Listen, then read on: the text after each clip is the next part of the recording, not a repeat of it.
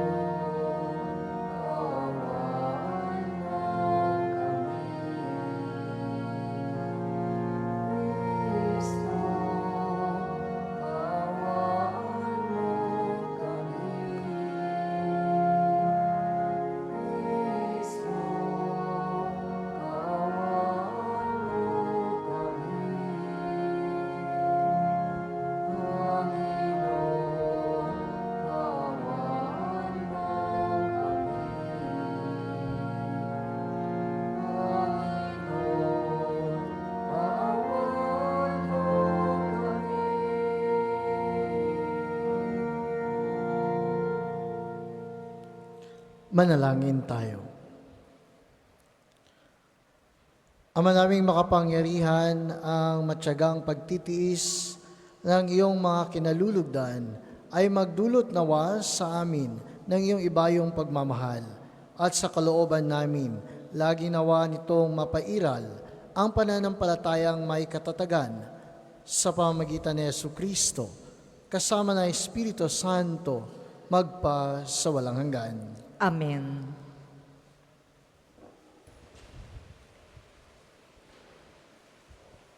Pagbasa mula sa aklat ni Propeta Ezekiel. Ito ang sinasabi ng Panginoon. Tao, pakinggan mo ang sinasabi ko sa iyo. Huwag kang tutulad sa kanila na naghimagsik sa akin.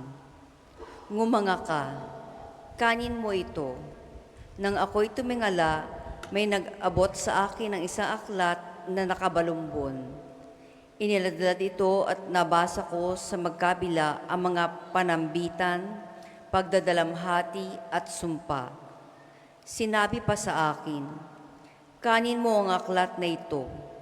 Pagkatapos, magpahayag ka sa sanbahayan ni Israel.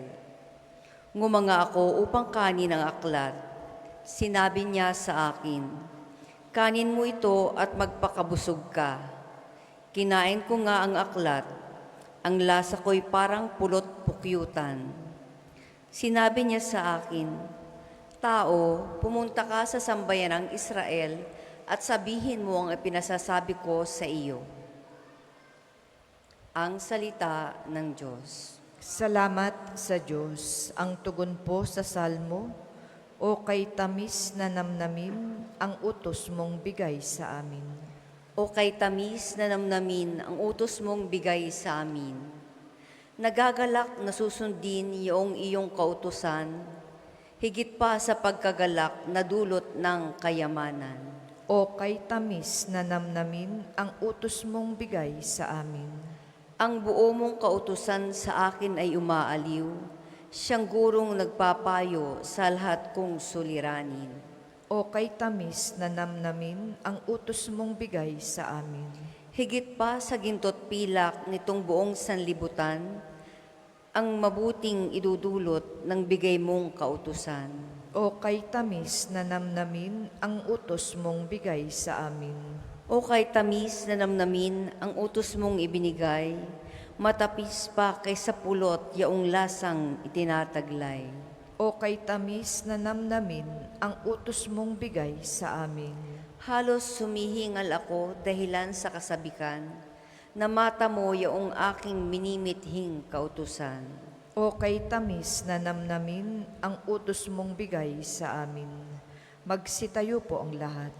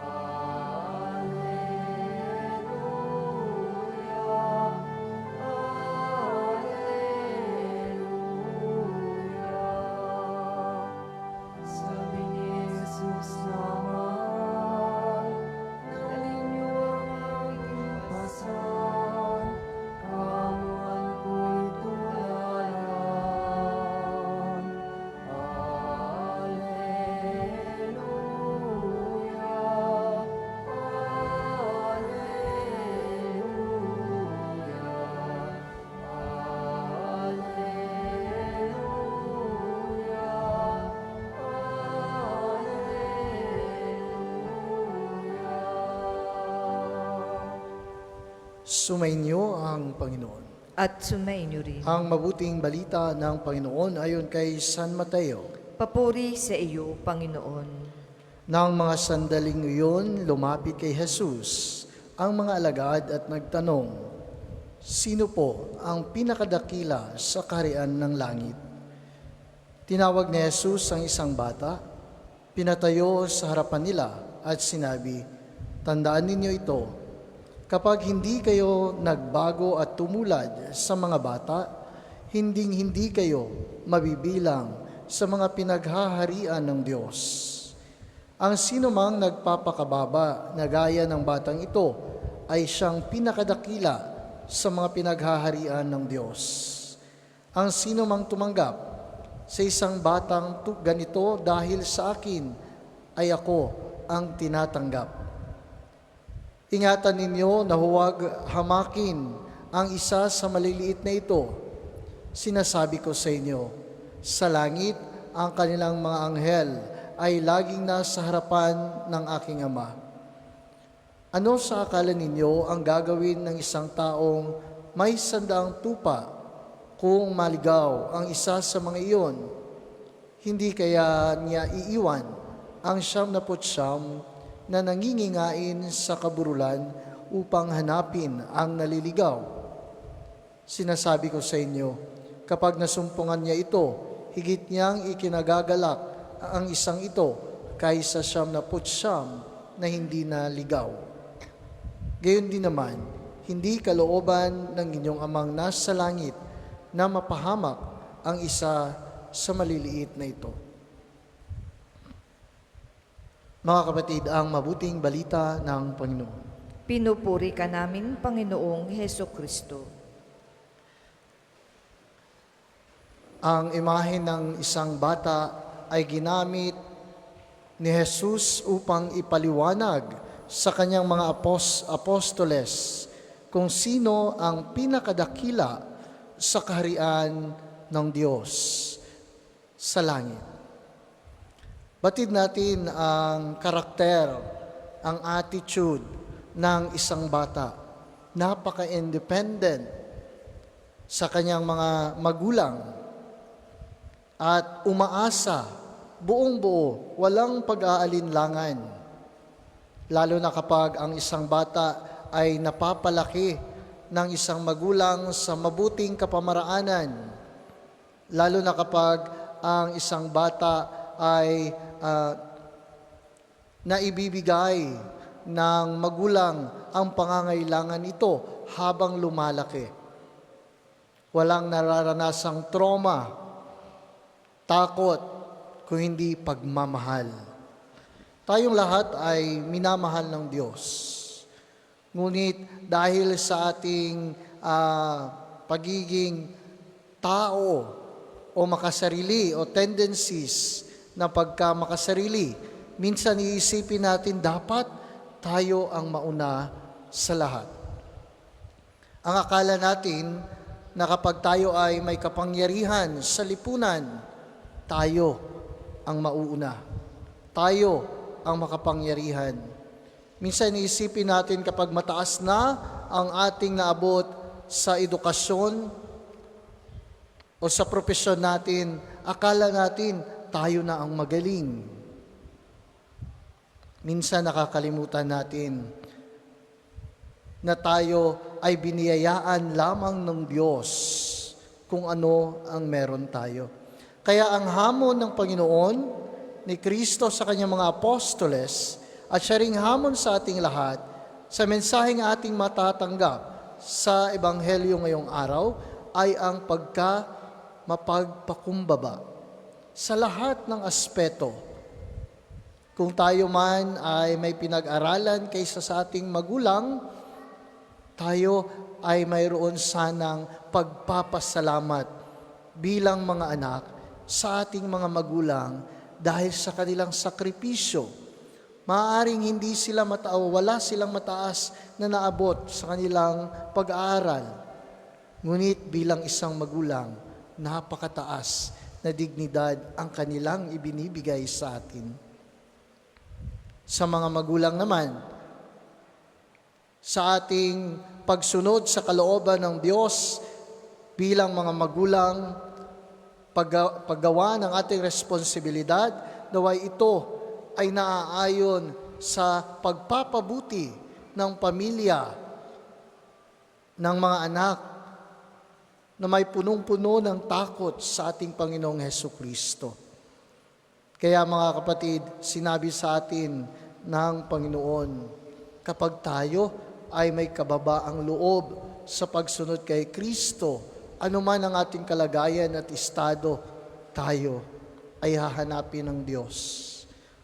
Sapagkat alam nating lahat, ang simbahan dito sa lupa ay hindi para sa mga santo, sapagkat sila ay nasa langit na. Hindi para sa mga banal na hinirang ng simbahan sapagkat sila ay nasa kaharian na ng Diyos.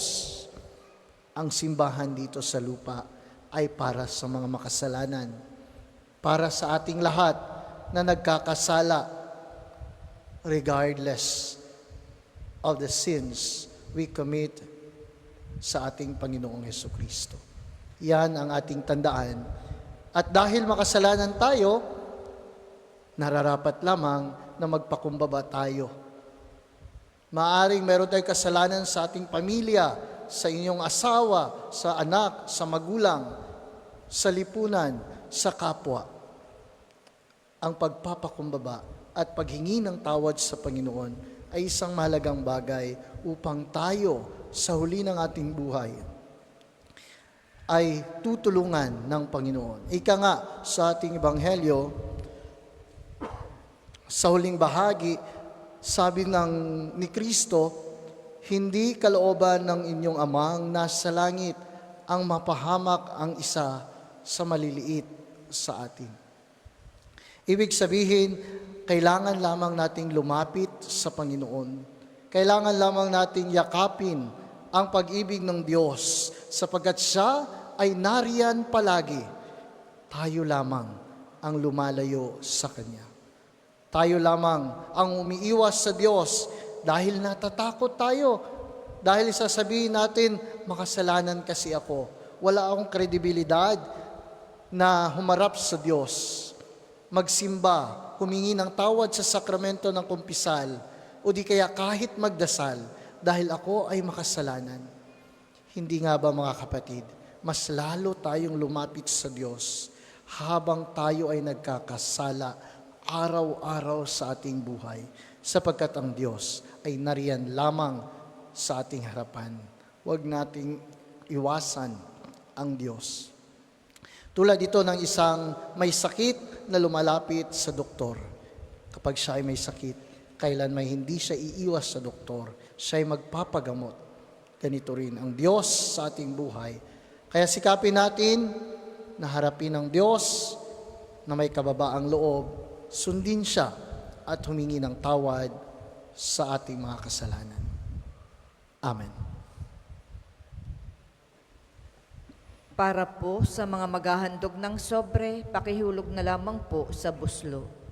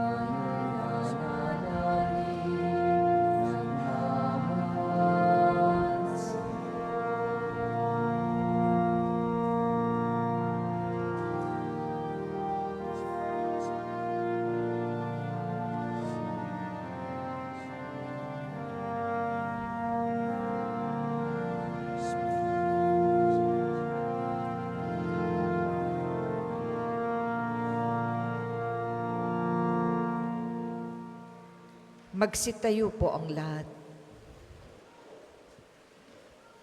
Manalangin kayo mga kapatid upang ang paghahain natin ay kalugdan ng Diyos amang makapangyarihan. Tanggapin nawa ng Panginoon itong paghain sa iyong mga kamay, sa kapurihan niya at karangalan, sa ating kapakinabangan at sa buong sambayanan niyang banal. Ama naming lumikha, tanggapin mo ang mga alay na aming inihahain ngayong ginugunita namin ang mga banal na martir, at ipagkaloob mo ang aming sambahin ang ngalan mo ng may katatagan sa pamagitan ni Jesucristo, kasama na Espiritu Santo, magpa sa walang hanggan. Amen. Sumainyo ang Panginoon. At sumainyo rin. Itaas sa Diyos sa inyong puso at diwa. Tinaas na namin sa Panginoon. Ama naming makapangyarihan, tunay ngang marapat na ikaw ay aming pasalamatan. Ngayong aming kagalakan na sina San Damian at kanyang kasama ay ipinagrarangal namin. Siya'y kapanalig naming may paninindigan na ikaw ay ipahayag kahit siya'y mamatay, sapagkat minarapat mong kanyang matularan ang iyong anak na naghain ng sariling buhay, tulad ng naganap sa iyong anak. Ang dugo ng mga martir ay dumanak, hindi dahil sa katatagang likas, kundi dahil sa iyong bigay na lakas. Kaya kaisa ng mga anghel na nagsisiawit ng papuri sa iyo ng walang humpay sa kalangitan, kami nagbubunyi sa iyong kadakilaan.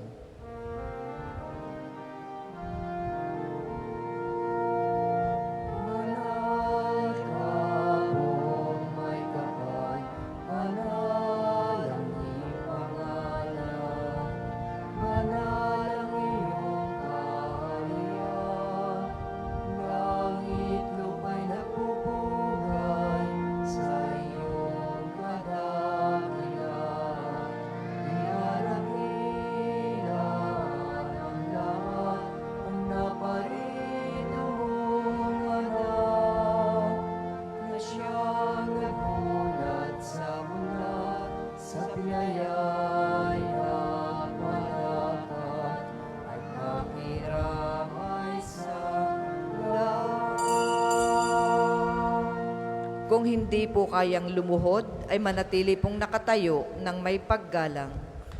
Ama naming banal, ikaw ang bukal ng tanang kabanalan. Kaya sa pamamagitan ng iyong Espiritu, gawin mong banal ang kaloob na ito upang para sa aming maging katawan at dugo ng aming Panginoong Heso Kristo. Bago niya pinagtiis ang kusang loob na maging handog, hinawakan niya ang tinapay, pinasalamatan kanya, pinaghati-hati niya iyon. Inabot sa kanyang mga alagad at sinabi, tanggapin ninyo lahat ito at kanin. Ito ang aking katawan, na hihahandog para sa inyo.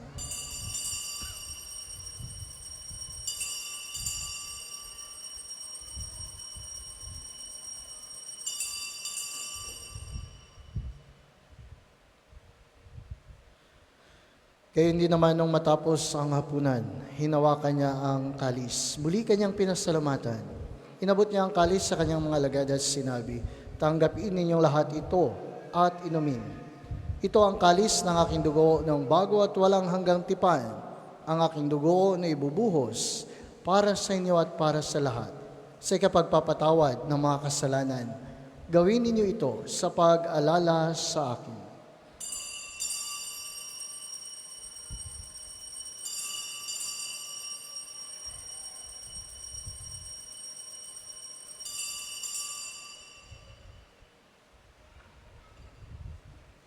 Ipagbunyi natin ang misteryo ng pananampalataya.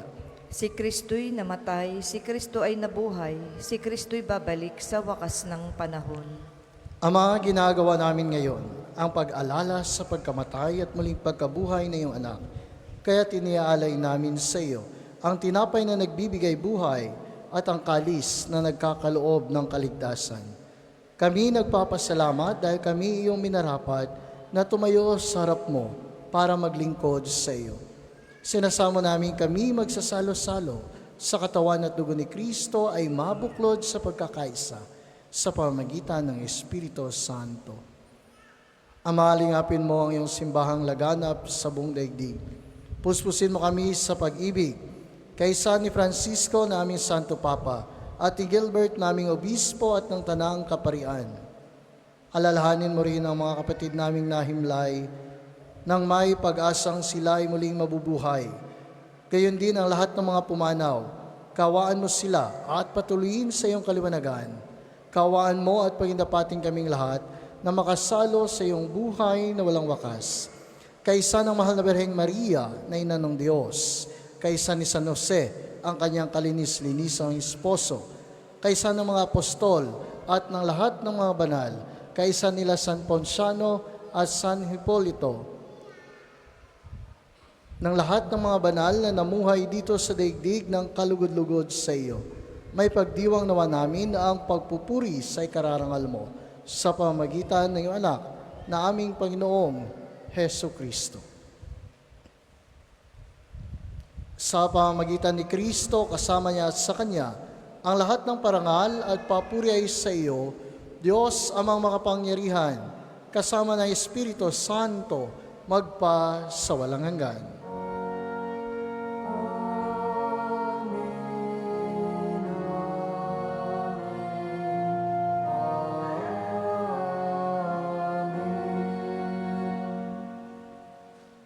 Sa tagubilin ng mga nakagagaling na utos at turo ni Jesus na Panginoon natin at Diyos, ipahayag natin ng lakas loob.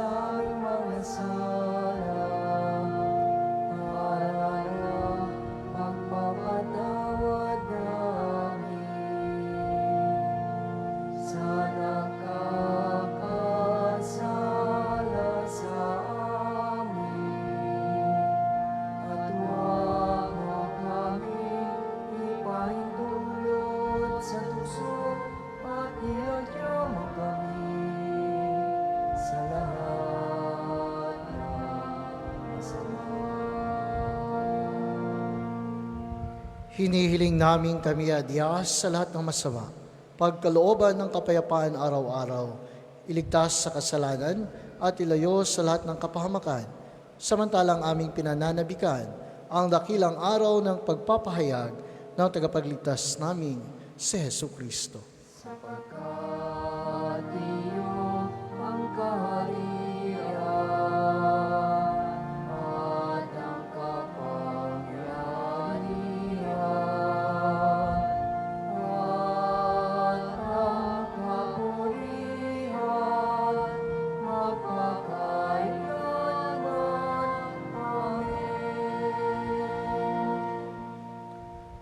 Panginoong Yesu Kristo, sinabi mo sa iyong mga apostol, kapayapaan ang iniiwan ko sa inyo.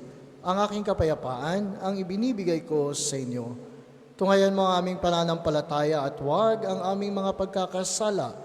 Pagkalooban mo kami ng kapayapaan at pagkakaisa ayon sa iyong kalooban, kasama ng Espiritu Santo, magpa sa walang hanggan. Amen. Ang kapayapaan ng Panginoon ay laging sumainyo. At sumainyo rin. Mga kapatid, magbigayan tayo ng kapayapaan sa bawat isa. Peace be with you.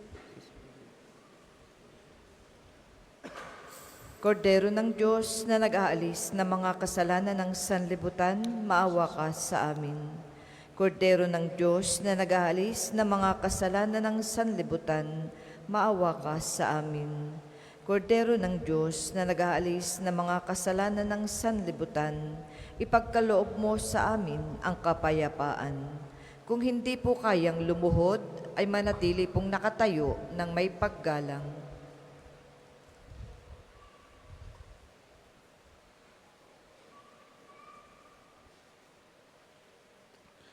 Mga kapatid, ito ang kordero ng Diyos. Ito ang nag-aalis ng mga kasalanan ng sanlibutan. Mapalad ang mga inaanyayahan sa kanyang piging. Panginoon, hindi ako karapat-dapat na magpatuloy sa iyo, ngunit sa isang salita mo lamang ay gagaling na ako.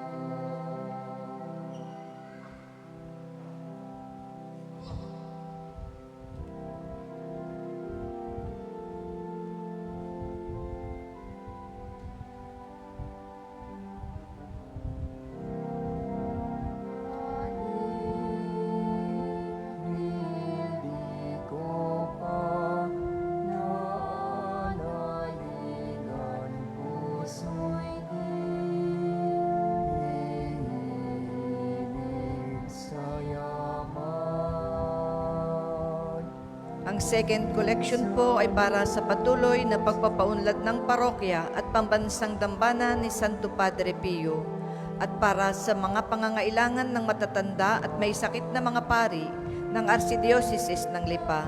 Salamat po sa inyong handog.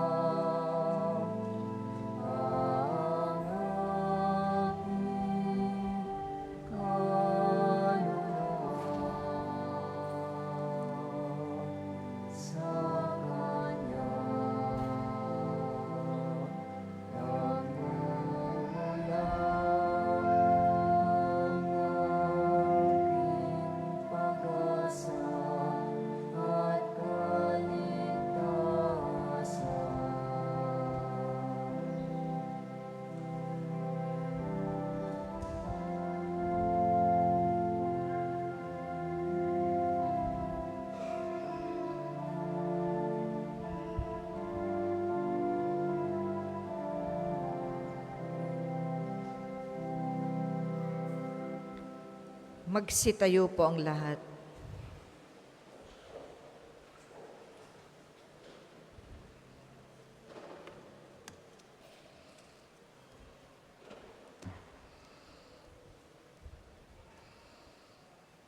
Manalangin tayo. Ama naming mapagmahal, pinagningning mo ang misteryo ng krus sa mga martir mong banal. Ipagkaloob mong kami pinatatag ng banal na pakikinabang ay makapanatiling matapat kay Kristo sa pagmamalasakit sa tanan, sa pamamagitan niya kasama ng Espiritu Santo magpa sa walang hanggan. Amen. Panalangin ng pagtitiwala kay Santo Padre Pio, tayo pong lahat.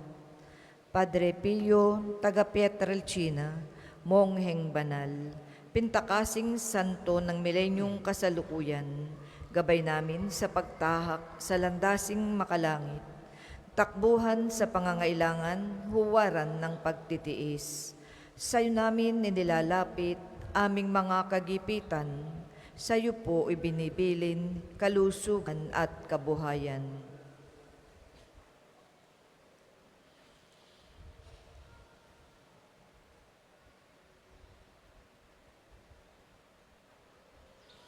Di man karapat-dapat, kami po ay pagbigyan, bendisyonan at basbasan maging ganap sa buhay.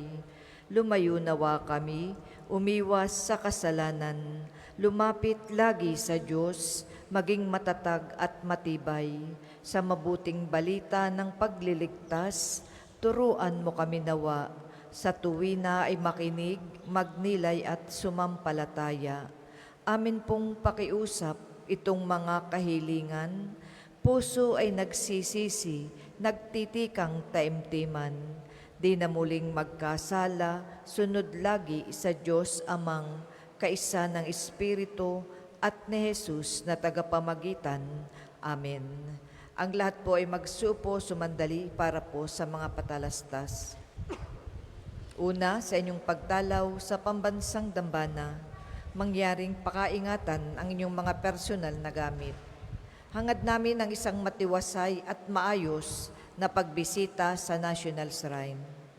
Ikalawa, sa pagnanais nating palawakin ang dokumentasyon at datos ng mga pilgrims and devotees na bumibisita sa pambansang dambana, kami po ay nag-aanyaya sa inyong lahat na makilahok sa ginagawang pagkalap ng impormasyon na makakatulong sa pagpapaunlad ng ating turismong pangsimbahan.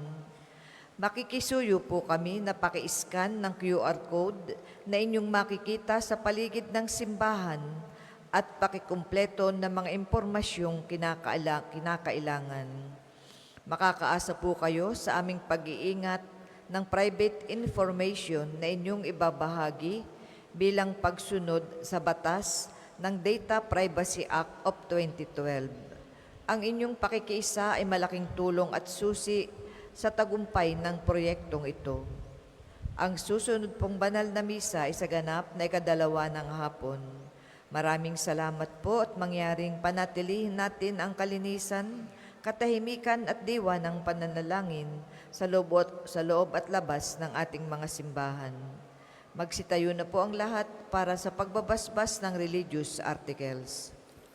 Mangyari lamang po ilabas ang mga nais pabasbasan.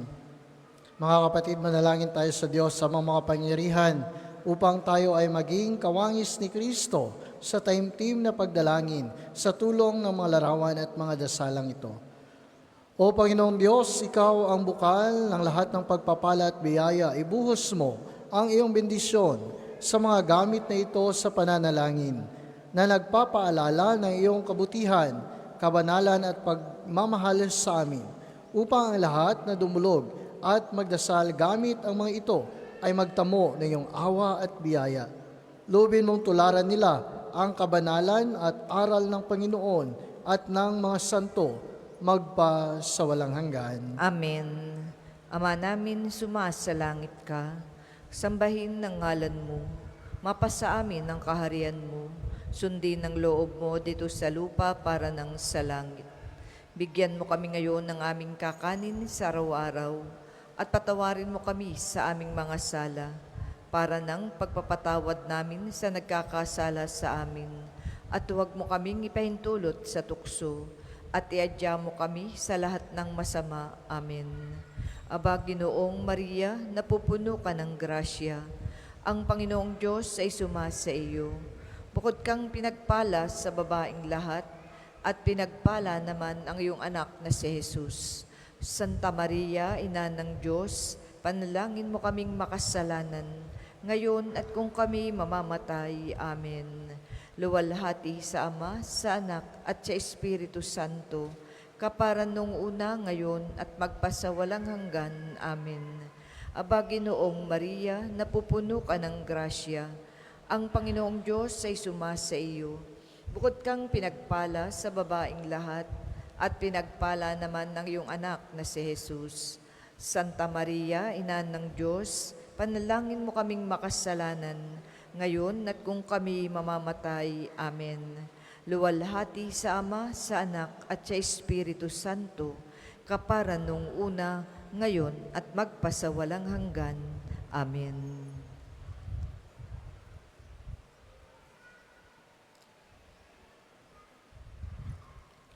Bago ang huling pagbabasbas, maraming salamat sa inyong pagdalo sa banal na misang ito at pagbisita sa pambansang dambana ni Santo Padre Pio. Maraming salamat din sa ating mga kapatid na nakasubaybay sa atin through live streaming sa ating social media accounts dito sa Padre Pio. Maraming salamat po sa inyong lahat. Naway basbasan kayo ng Panginoon, lalo na sa inyong pag-uwi. Mag-ingat po kayo. Ang inyong mga kalusugan at hanap buhay naway pagpalain pa ng Panginoong Jesucristo. Gayon din ang inyong mga kahilingan ng kagalingan sa mga magta-travel at sa mga kukuha ng mga exams. Naway basbasan kayo ng Panginoon sa inyong mga panalangin sa Kanya. Maraming salamat sa lahat ng mga naglingkod sa banal na misang ito. Sumainyo ang Panginoon. At sumainyo rin. At pagpalain kayo ng mga pangyarihang Diyos sa ngalan ng Ama at ng Anak at ng Espiritu Santo. Amen. Tapos na ang ating banal na misa, humayo kayong taglay ang pag-ibig ni Kristo. Salamat sa Diyos. Thank you.